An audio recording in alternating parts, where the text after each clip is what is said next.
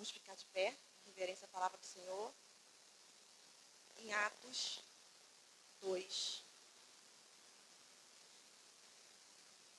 verso 36.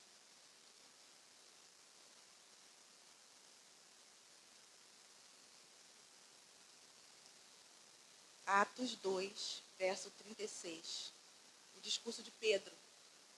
E ele diz assim: esteja absolutamente certa, pois, toda a casa de Israel, que a este Jesus que vós crucificastes, Deus o fez Senhor e Cristo. Amém? Vamos ler juntos? Amém? Esteja absolutamente certa, pois, toda a casa de Israel, de que a este Jesus que vós crucificastes, Deus o fez Senhor e Cristo. Ele é o Senhor. Amém? Diga aí no seu lugar, Ele é o Senhor. Ele é o nosso Senhor. Ele é o nosso Salvador. Amém? Essa pode sentar. Vocês vão estranhar um pouquinho porque é uma palestra, né?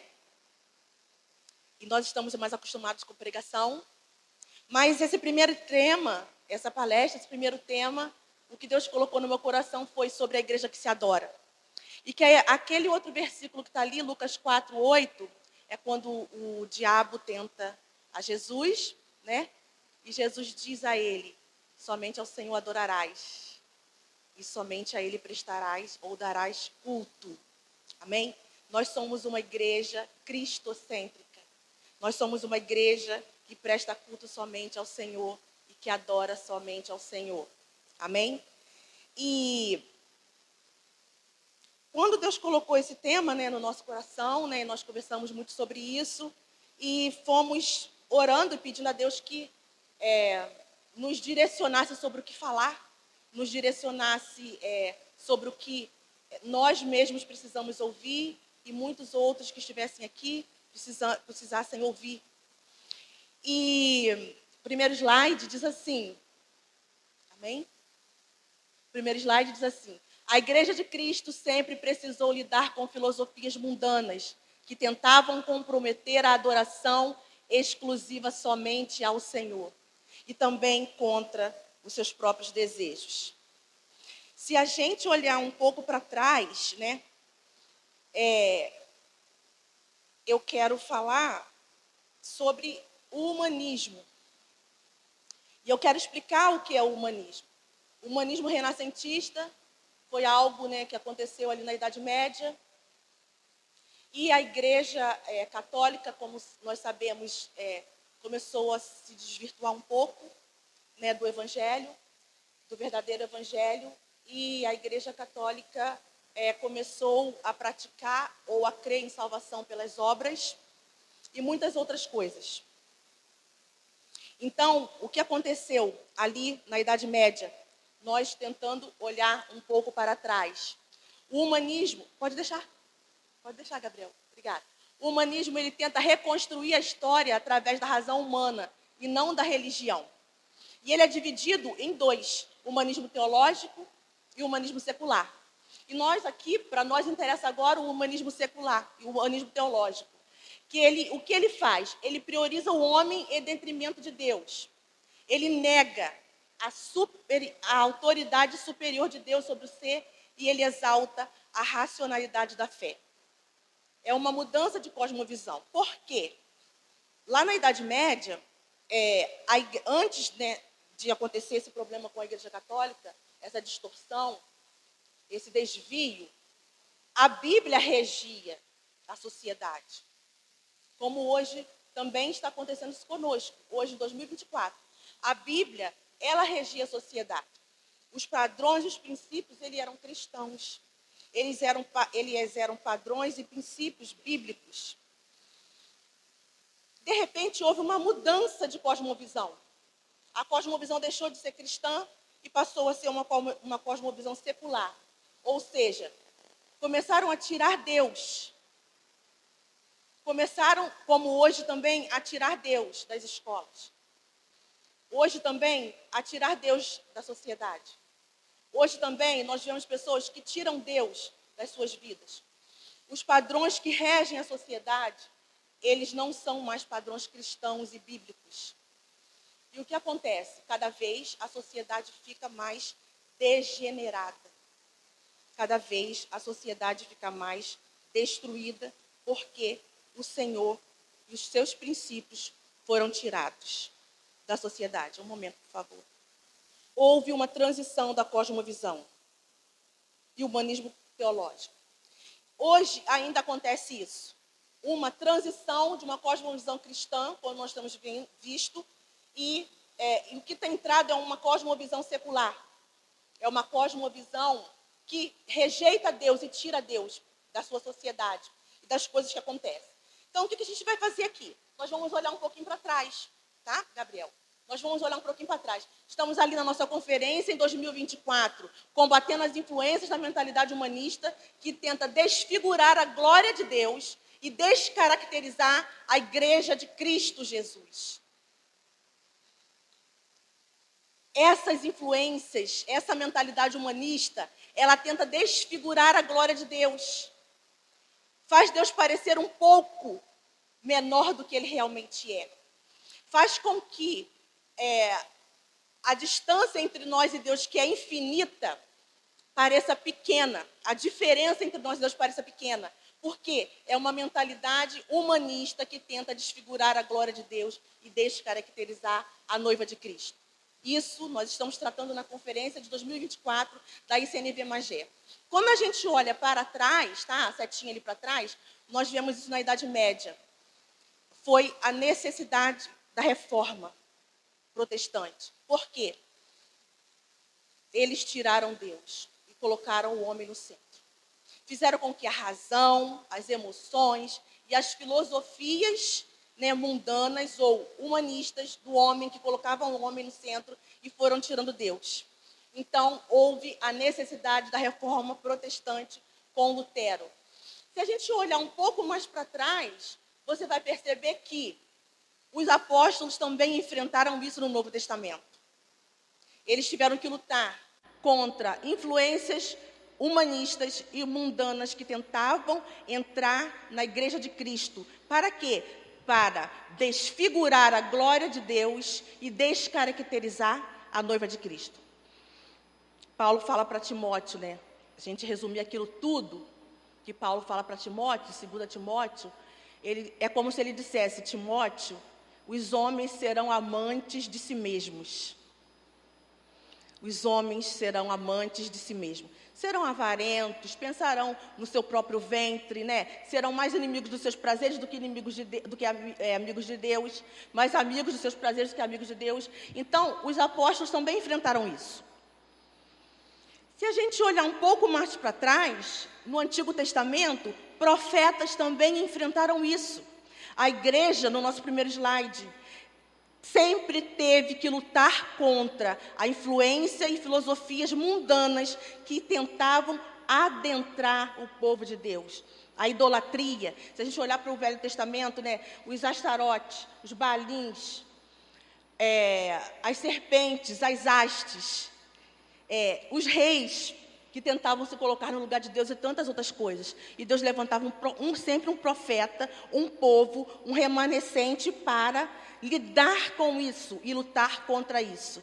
Porque a glória é devida somente a Deus. A glória é devida somente a Deus. E Ele não a divide com ninguém.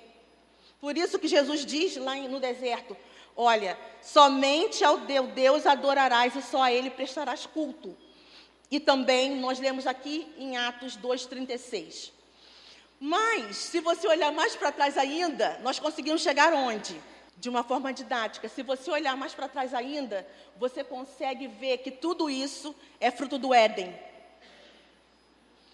Quando a serpente conversou com Eva e colocou nela o desejo de autonomia. O que aconteceu foi, Eva quis autonomia do Senhor, juntamente com Adão. Então, tudo isso é fruto do Éden, tá?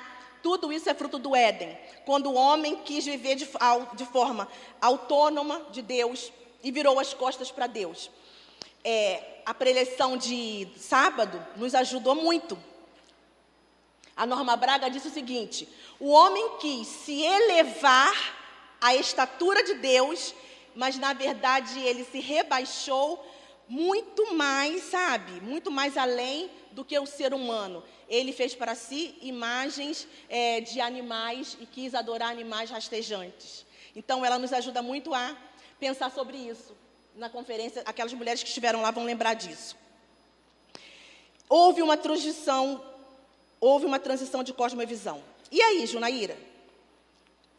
E tudo isso que você falou. E essa nossa conferência de 2024? Quando nós terminamos a conferência de 2023, a Josi me mostrou esse vídeo. Olha só, teve a ver com a nossa conferência. Aí, na mesma hora que eu vi o vídeo, eu falei, olha aí, hein? Esse vídeo dá uma nova conferência com mais 8 ou 10 temas. Eles morreram de rir de mim, porque tinha nem uma semana que a gente tinha terminado a de 2023. Mas Deus faz o que quer, como quer e com quem quer. Amém? E Deus colocou esse tema no nosso coração. Então, o que acontece com as nossas vidas, como igreja de Cristo? Mesmo que isso não esteja acontecendo com você, mas com alguém que você conhece, mas com alguém que você está percebendo que está sendo desvirtuado da verdadeira fé ou do genuíno evangelho, ou alguém que está ouvindo coisas que tentam descaracterizar a glória de Deus ou a noiva de Cristo. Nós precisamos, pode passar, Gabriel, por favor. Precisamos, vamos ler todos juntos, por favor? Precisamos nos arrepender de falsas concepções de Deus, de nós mesmos e da vida cristã. 3 pontos. Falsas concepções de Deus, falsas concepções de nós mesmos e falsas concepções da vida cristã. E esse evangelho humanista, ele nos atrapalha bastante. Dentro desse evangelho humanista, eu quero chamar a sua atenção para uma nova onda, um novo fenômeno que se chama teologia coaching. E esse mesmo autor, que é o Pedro Pamplona, ele fala que a teologia coaching, né, é a irmã mais nova da teologia da prosperidade. Inclusive, mais à frente, nós veremos que ele diz que elas são filhas do mesmo pai, que era um movimento lá do século XIX. Tá bom? Então, dentro dessa visão humanista, que tenta descaracterizar a pessoa de Deus e descaracterizar a pessoa, a Igreja de Cristo, nós vamos falar sobre o Evangelho ou a teologia coach. Tá? Aqui comigo, por favor. O que é um coach, plural coach? É um profissional que usa técnicas de aperfeiçoamento e crescimento profissional e pessoal na busca do sucesso nas mais diversas áreas da vida, com discurso motivacional e com ajuda emocional. E muitas vezes inclui, tá, elementos religiosos. Coaching é um modelo de ensino utilizado, é a metodologia. Coach é o cliente e o coach é um profissional como outro qualquer. Tá? Quem é esse coach? Qual o problema dele? Ele é um profissional como outro qualquer. Ele fez curso e trabalha com aquilo. Então, por que falarmos da teologia coach e o que isso traz para a gente? Qual é o problema, então? É quando a Igreja de Cristo absorve os elementos do coach profissional, substituindo o verdadeiro evangelho por ênfase humanistas, visando o sucesso e o bem-estar pessoal. Compreenderam? Eu sei que muitas pessoas, de repente, usam um coach na sua profissão, ou o que seja. Estudaram para isso e trabalham com isso. Mas, quando essa abordagem, quando a igreja absorve os elementos do coach profissional, substituindo o verdadeiro evangelho por ênfases humanistas, visando o sucesso e o bem-estar pessoal, nós estamos vendo uma distorção muito grande do que é evangelho, do que é o evangelho de Cristo. Origem da teologia coach. Alguns autores dizem que a origem é o movimento, tá, do novo pensamento no século XIX, que é também o mesmo pai da teologia da prosperidade, que vocês vão ouvir a palestra sobre isso amanhã. As ideias centrais desse movimento. Vamos ler todos juntos, por favor, para ninguém dormir, porque é uma palestra, né, gente? Então, para ninguém dormir, vamos lá. Um Deus manipulável, a mente humana com capacidade de físico, salvação baseada em obras, visão exaltada da humanidade, foco em saúde física, emocional e riqueza, pensamento positivo e palavras de fé. Tem tudo a ver, né? Com o que a gente falou anteriormente. Tem tudo a ver. Então, algumas pessoas, alguns especialistas dizem que esse movimento foi o pai, tanto da teologia da prosperidade, quanto da teologia coaching. Amém? Me perdi de novo, mas vamos lá.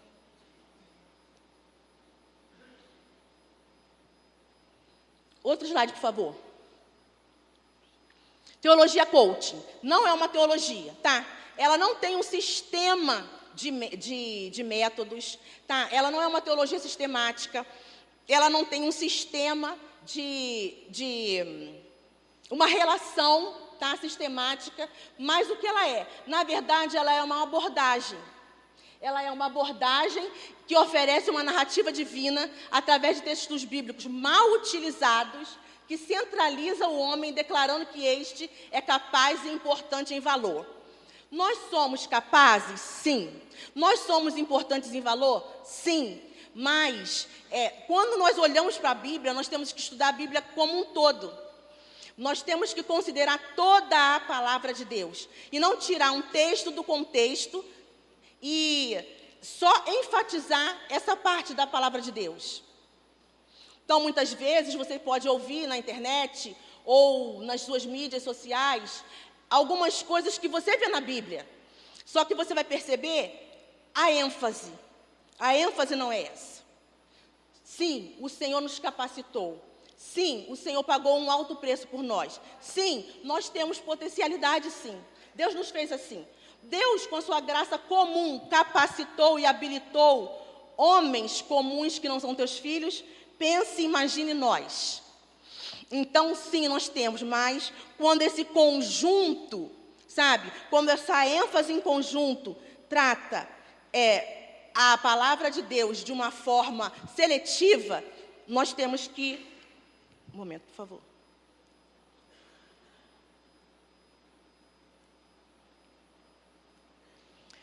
Nós temos que acender o alerta. Amém? Temos que acender o farol. Agora eu não vou enxergar. Vamos lá. Continua aqui, Gabriel, por favor. Me lembrem, gente, de treinar 1 ano para o ano que vem, tá bom? Teologia coach, um novo fenômeno, mas voltado para o bem-estar psicológico, sucesso pessoal e satisfação emocional. Conversando com o nosso pastor na semana passada lá no gabinete, né, Leandro? Ele disse, vê se vocês concordam comigo. O evangelho a teologia da prosperidade era mais para fora, a ênfase era mais para fora. E a teologia coach, ela é mais para dentro, é mais para o sucesso pessoal, mexe com as suas emoções. Então, por isso que essa teologia tem... Olha, gente, eu vi vídeo à beça, tá? Vi um monte de pregações, e se você não prestar atenção, cuidado. Diz assim pro teu irmão assim, ó, cuidado, hein? Diz assim, isso, cuidado, hein? É uma espiritualidade egocêntrica e emocional que enfoca mais o homem do que a Deus. Seus nomes mais conhecidos são Tiago Brunet, David Leonardo e Vitor Azevedo. E eu escrevi... Passa, por favor, Gabriel.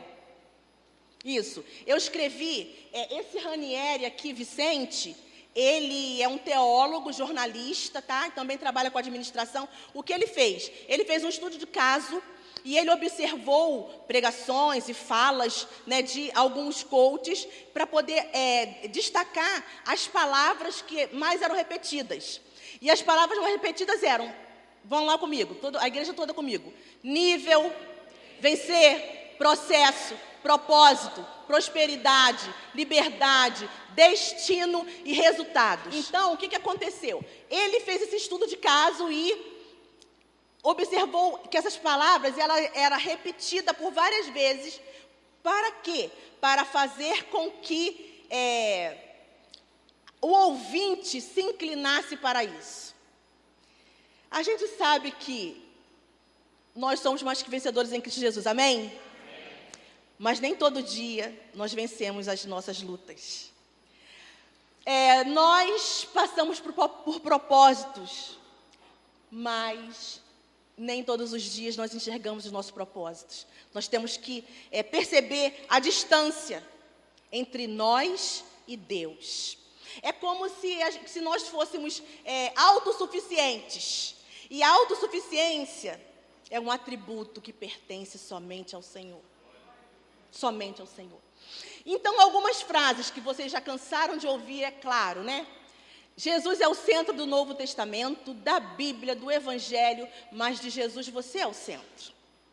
Nós vimos o nosso bispo falando lá no início, com o vídeo, né? Que nós não somos o centro de Jesus. Jesus veio ao mundo, Jesus viveu, Jesus morreu na cruz, primeiramente para cumprir um propósito do Pai, glorificar o nome do Pai, cumprir a vontade do Pai e nos salvar. Essa pregação você pode ver no YouTube, tá bom? E quando eu olho para Deus, eu sou tão justo que não me sinto inferior a Deus. Essa mensagem completa, ela foi removida do YouTube. Você só consegue ver trechos dessa mensagem. Amém? Passa, Gabriel, por favor. Quando o estudo das Escrituras não está sendo o tema central da igreja, um pseudo-evangelho é criado para satisfazer necessidades humanas, uma mensagem terapêutica, buscada quando a compulsão por desempenho leva o homem à frustração individual. E o que acontece? Incentiva o homem a ter desempenho. Quando o homem tenta tudo que pode e não consegue alcançar, ele entra numa depressão, ele se sente fracassado, ele se sente desmotivado e o próprio coach vai lá para dar, uma injeção emocional nele. Então, é um ciclo vicioso. É um ciclo vicioso. A depressão é o adoecimento de uma sociedade que sofre do excesso de positividade. Um filósofo já falava isso. Ele mescla algumas técnicas da psicologia positiva e que realmente dá certo e que realmente funciona mais no seu contexto, dentro de um consultório, para ajudar pessoas com seus problemas e dilemas, e pega essa psicologia positiva e leva para o púlpito. E diante de milhares de pessoas, começam a usar técnicas e ferramentas para mostrar e para fazer com que eles sejam bem-sucedidos. Só a misericórdia de Deus, né? Só a graça de Deus. O que acontece, Junaíra, com esse ensino diluído das Escrituras? Eu coloquei esse tema porque eu li um livro de Lawson. Steve Lawson, ele falava, todo ensino diluído da Escritura é um problema gravíssimo. Então, o que acontece com esse ensino diluído das Escrituras sagradas? Vamos lá ler, por favor, todos juntos. Reduz a identidade de Cristo. Obscurece o entendimento sobre a cruz de Cristo. Minimiza a diferença entre Deus em relação a nós. Usa-se a pessoa de Deus como instrumento para uma boa autoimagem e conforto emocional. Espera aí, porque é grandinho, tá? Foram 4 livros resumidos numa palestra, então calma aí, é grandinho. Mas é importante que a gente leia isso, tá? Passa, por favor, Gabriel. Dilui a necessidade de arrependimento, santificação e luta contra o pecado. Utiliza-se da psicologia positiva em detrimento da fé genuína. Atrela a mensagem do Evangelho ao sucesso nas diversas áreas da vida. Foca em conquistas passageiras. Continua.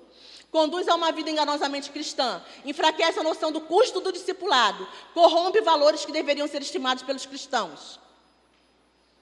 Substitui o remédio que arde e cura pelo placebo que ilude e não produz convertidos. Atribui às nossas decisões o poder de destravar o bom destino divino para nós. A virada de chave. Não gosto muito dessa frase.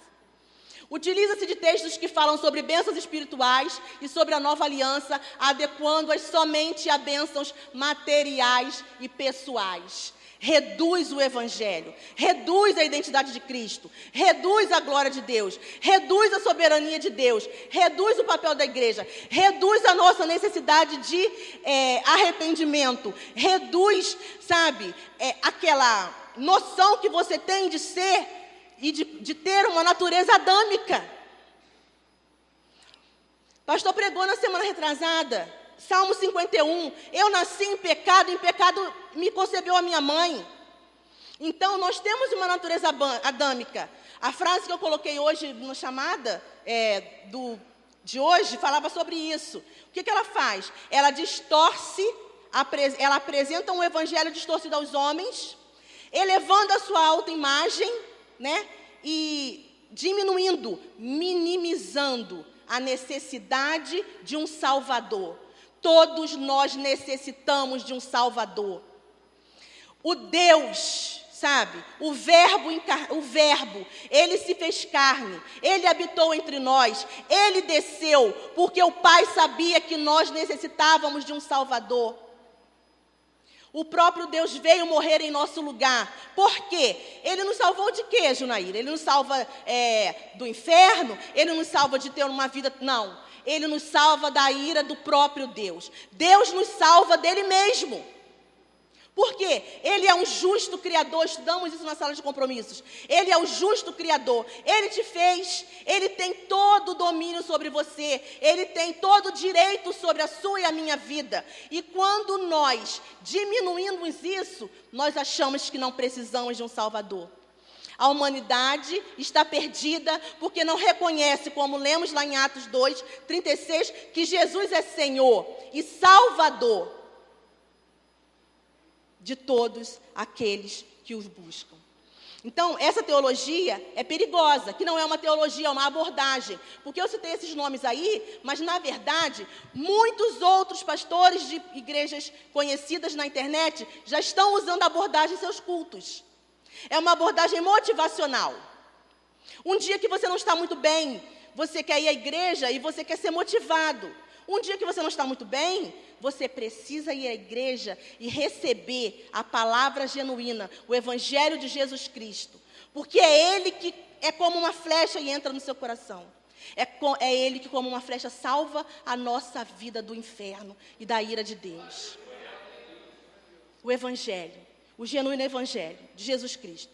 Essa palestra está sendo feita hoje, dia 14, para que nós saibamos como fugir dessas teologias que tentam nos enredar, e têm enredado a muitos, e fazendo com que a gente diminua a glória de Deus. Vamos lá. A terceira expressão pós-moderna do pecado original, Pamplona diz isso. O coração enganoso dos homens diz, isso é Isaías 30, tá? Isaías 30, 10b. O coração enganoso dos homens diz, não profetizeis para nós o que é reto, diga-nos coisas agradáveis, profetizem-nos ilusões. E eu digo, é a igreja adorando a si própria. É com todo amor, é com todo temor no coração. Quando a gente vê uma pessoa se desviando para um evangelho que não o salvará, que não o levará para o céu, que não mostra quem é Jesus Cristo. Então, é com muito respeito que nós estamos aqui nessa noite, para nos ajudar mutuamente, para nos advertir mutuamente, sabe? Para que possamos aprender um pouco sobre isso. É uma afronta à majestade e à soberania de Deus. A Trindade é autocontida. Quando a gente diz que nós somos o centro de Jesus, ou quando a gente diz que tudo que Jesus fez foi somente por amor a nós viemos em primeiro lugar, é como se a gente olhasse para a Trindade e ferisse o atributo da Trindade. Porque a Trindade, porque Deus, ele é autocontido. O que isso quer dizer? Ele se basta. Ele é autossuficiente. Ele não precisava de nós para amá-lo, porque o amor entre a Trindade é perfeito. Ele não precisava de nós para adorá-lo, porque ele já sabe quem é. A Trindade é autocontida, é perfeita, não há variação, não há mudança na Trindade, não há necessidades na Trindade. Quando ele decidiu nos criar, foi por amor e graça. E nós ferimos a Trindade, nós ferimos os atributos de Deus, descaracterizamos a glória de Deus quando cremos em um evangelho que não é o evangelho de Jesus Cristo. Culto é adoração. Vamos lá, nós todos juntos, por favor. Culto é adoração exclusiva ao Senhor. Culto é encontro. Culto é serviço. Deuteronômio vai dizer, Ele é o nosso Deus e nós devemos servi-lo, adorá-lo, amá-lo de toda força, coração, entendimento. Culto é adoração exclusiva ao Senhor. Culto é encontro, culto é serviço. Como vencer essa mentalidade humanista? Adoração em espírito e em verdade, clamor incessante, serviço abnegado, obediência, estudo e declaração da palavra e discipulado consciente. Discipulado consciente. Nosso Senhor foi servo e conscientemente nós nos submetemos a servos do nosso Senhor. Quero ler uma coisa para vocês aqui, que eu escrevi. Como vencer essa mentalidade? Redirecionando a adoração a quem é de direito, obedecendo os 4 primeiros mandamentos. Reconhecendo a nossa pecaminosidade adâmica, Romanos 3, 10 a 18. Humilhando-nos diante da poderosa mão de Deus, 1 Pedro 5, 6. Retornando às Escrituras como um todo, não trechos isolados das Escrituras, servindo uns aos outros, cumprindo os demais 6 mandamentos, submetendo-se ao discipulado de Cristo. Lucas 9, 23. Adoração em espírito e em verdade. Um exercício de piedade, dependente do Espírito Santo. E ali você vê o nosso livro de João. Uma das nossas classes da escola bíblica vai estudar sobre João. Nós vamos aprender o que é ser servo de Deus. Nós vamos aprender o que é ser discípulos de Deus. Nós vamos aprender a imitar o nosso Senhor lá em João 13. Porque Ele, sendo o Senhor, se abaixou, se humilhou e lavou os pés dos apóstolos. Ao estudar João, nós vamos aprender coisas maravilhosas da parte de Deus. Nosso coração está cheio. Nosso coração está cheio para aprender a palavra de Deus. Por quê? Porque nós precisamos fazer um exercício de piedade, dependente do poder do Espírito Santo de Deus. E João, o Evangelho de João, nos ajuda nisso, nos orienta com isso e nos ensina a isso. Blindemos os nossos corações. Blindemos os nossos corações contra todo o Evangelho, que não é o Evangelho de Jesus Cristo. Blindemos os nossos corações de todo Evangelho, que não é o Evangelho que vai te livrar da ira de Deus. Blindemos os nossos corações contra todo pseudo-evangelho, melhor dizendo, evangelho deturpado, que não é o evangelho que te ensina a imitar a Cristo. Blindemos os nossos corações. E como é que vive a igreja vitoriosa? Culto é adoração exclusiva ao soberano, culto é encontro, culto é serviço. E eu coloquei aqui assim, a igreja vitoriosa é aquele que serve a Deus e ao próximo como discípulos de Cristo. A igreja vitoriosa é aquela que nega a si mesmo por amor a Cristo. A igreja vitoriosa é aquela que suporta a perseguição dando testemunho de Cristo. A igreja vitoriosa busca harmonia com o Espírito Santo, pois somente Ele e a palavra podem orientar-nos nesse caminho. Não há outra solução, somente o Espírito e a palavra e o Espírito podem nos livrar de um pseudo-evangelho que quer descaracterizar a glória de Deus, que quer descaracterizar a igreja de Cristo Jesus. Nós temos que nos levantar, irmãos. Nessa geração de 2024, somos nós. Na reforma foram outros. Em séculos passados foram outros, mas nós somos a geração que está em Magé em 2024. Nós, com muitas outras igrejas irmãs e amadas, nós somos a geração que precisa levantar a bandeira do Evangelho de Jesus Cristo, para a glória de Deus Pai.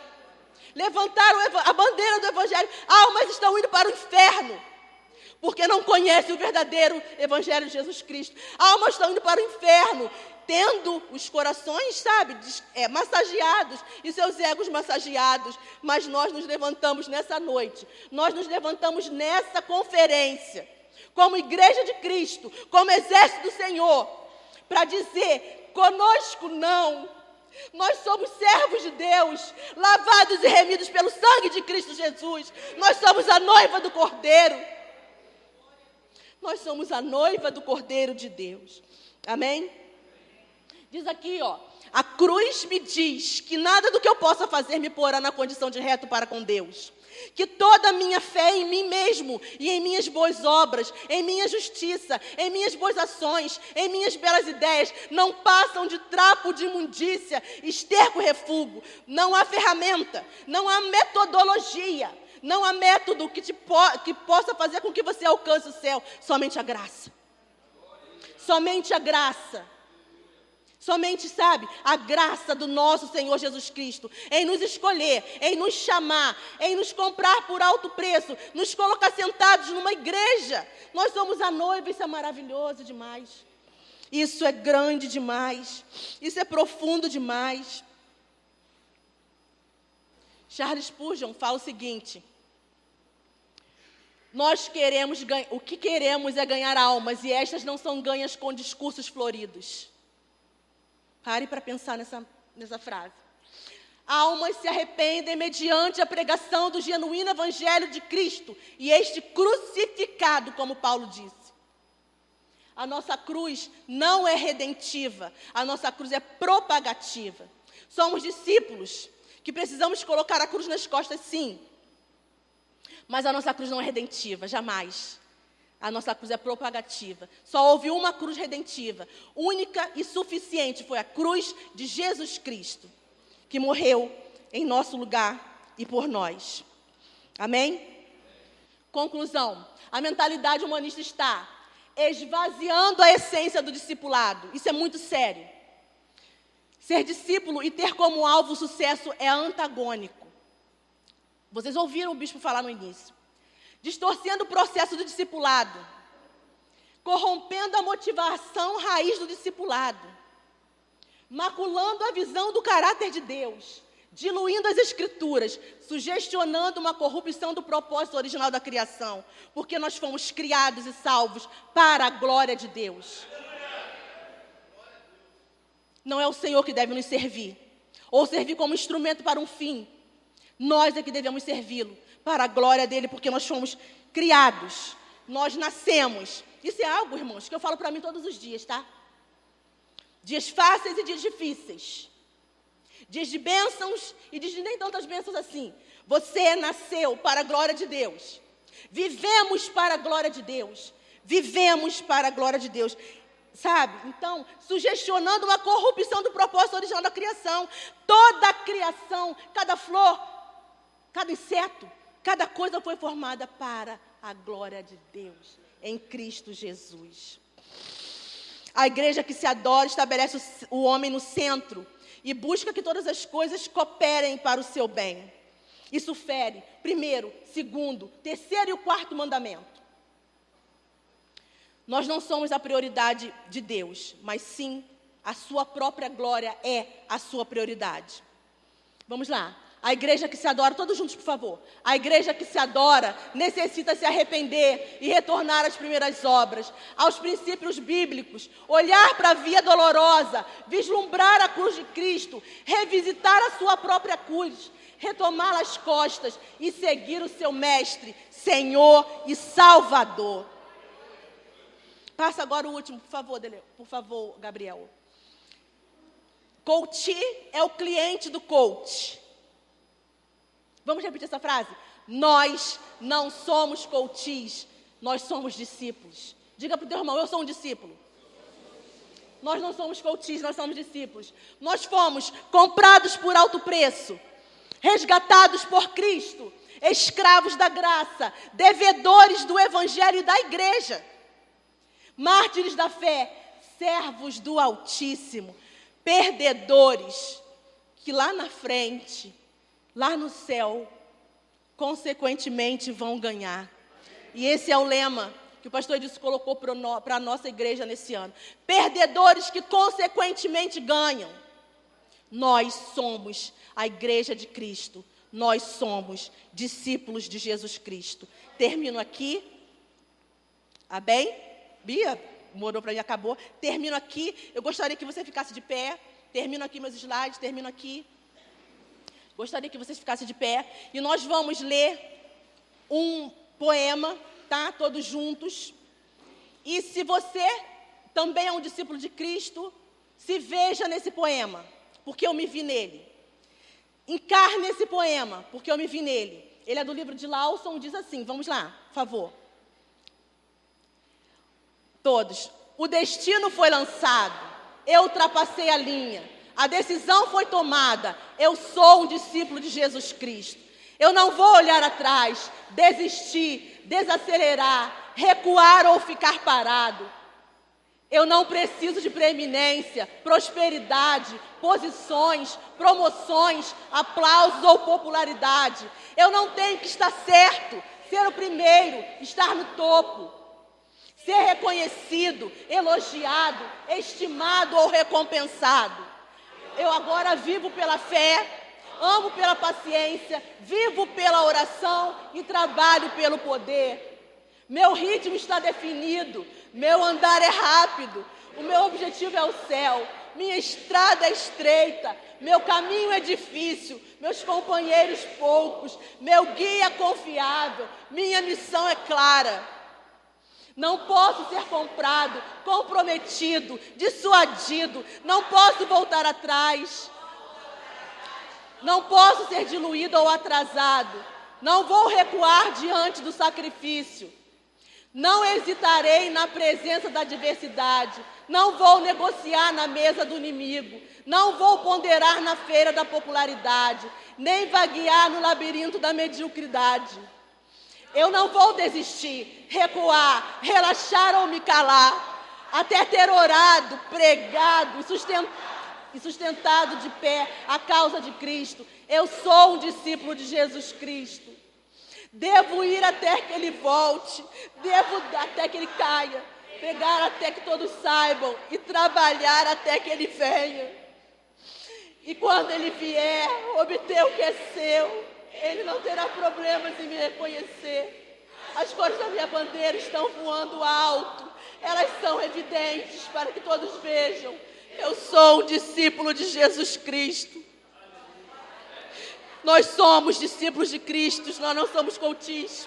Dê a mão ao seu irmão, por favor, em nome de Jesus.